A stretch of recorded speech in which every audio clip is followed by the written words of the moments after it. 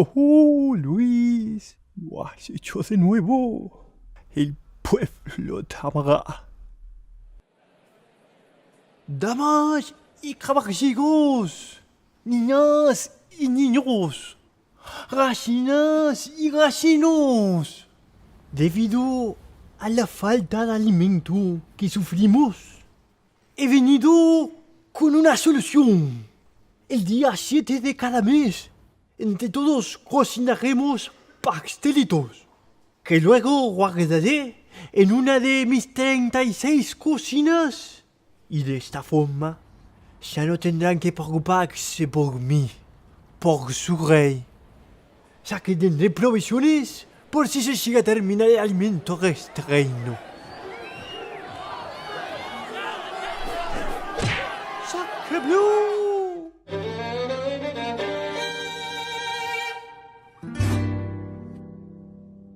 Mientras España implementaba las reformas borbónicas en sus colonias americanas, en el resto del mundo estaban sucediendo ciertos procesos que serán revolucionarios para la historia de la humanidad y que traerán importantes cambios a la vida del virreinato.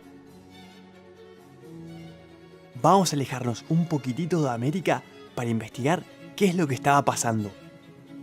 En Europa, muchos pensadores, científicos, filósofos y políticos comenzaban a pensar que la razón era la forma adecuada para entender y explicar las verdades del mundo. Sostenían que se debía dejar de lado las creencias religiosas y las supersticiones. Este periodo es conocido como Ilustración o Siglo de las Luces, ya que es la razón la que iba a sacar a la sociedad de la oscuridad de la ignorancia. Una de las obras más representativas de esta época fue la Enciclopedia. Este libro, que tomó mucho trabajo e investigación, tenía como objetivo explicar todo el conocimiento y los conceptos de las artes y las ciencias. Volvamos por un momento al continente americano. No, un poquito más al norte. Ahí, muy bien. El norte del continente americano no había sido colonizado por los españoles, sino por los ingleses, los mismos que traían productos de contrabando al virreinato. Los británicos habían fundado 13 colonias en la costa del Océano Atlántico, que respondían al rey de Gran Bretaña de la misma forma que las otras zonas de América obedecían al rey de España. Sin embargo, en 1776, los habitantes de estas 13 colonias declararon su independencia de Gran Bretaña y se proclamaron estados libres. Formaron un gobierno propio que defendía los derechos e intereses de los norteamericanos, también llamados colonos. Lo que motivó esta separación fue el malestar que había en los residentes de las colonias por algunas decisiones que había tomado la monarquía británica, como la implementación de nuevos impuestos que consideraban injustos ya que no tenían en cuenta los intereses de los colonos. Como era de esperarse, el rey inglés no estuvo de acuerdo con la decisión de los norteamericanos. Es así que comienza una guerra que durará 8 años. Finalmente, Inglaterra es derrotada y tuvo que reconocer la independencia de las colonias. Los colonos redactaron una constitución, es decir, un documento donde se organizaba la forma de gobierno y se establecían los derechos y obligaciones básicas de las personas, ahora consideradas ciudadanos. ¡Hola! Francia, hogar de la Torre Eiffel. Aunque en aquel entonces esta construcción no existía. Hacia finales del siglo XVIII, Francia, al igual que sus vecinos, era una monarquía absoluta, es decir, que el rey concentraba todo el poder y no lo compartía con nadie. Pero muy pronto esto iba a cambiar. Francia estaba pasando por un momento muy duro, la economía andaba muy mal y el pueblo pasaba hambre. Esta situación difícil provocó que la población se rebelara contra la monarquía. En 1789, los campesinos, los artesanos y la burguesía se levantaron en contra de la nobleza, saquearon castillos, quemaron títulos nobiliarios e incluso tomaron una fortaleza real llamada la Bastilla.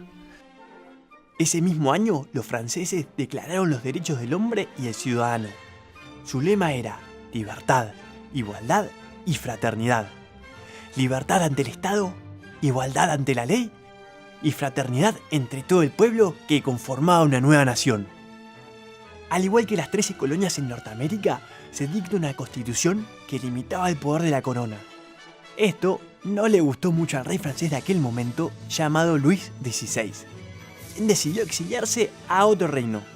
Pero antes que se pudiera escapar, fue atrapado y ejecutado por traición.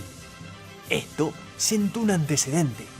Nadie, ni siquiera el rey, estaba por encima de la ley. Hubo otro proceso muy importante para la sociedad que se inició en Gran Bretaña por el siglo XVIII, la Revolución Industrial. Esta revolución no consistió en el cambio de gobierno, sino en un proceso de transformación económica, social y tecnológica que tuvo un impacto muy grande en la vida de las personas de todo el planeta. Durante mucho tiempo la actividad humana se había centrado en la agricultura y la ganadería. La mayor parte de la población vivía en el campo y producía los alimentos y mercancías que necesitaba para vivir. Pero con la revolución industrial esto cambió. Se inventaron diferentes máquinas que permitieron aumentar la producción de productos elaborados enormemente. Esto produjo que los pequeños artesanos se quedaran sin trabajo y fueran reemplazados por grandes fábricas, lo que llevó a que gran parte de la población se mudara a las ciudades para trabajar en ellas. Estos procesos generaron cambios profundos en la sociedad europea, pero pronto se extendieron al resto del mundo, y serán las primeras chispas para encender las revoluciones en Sudamérica.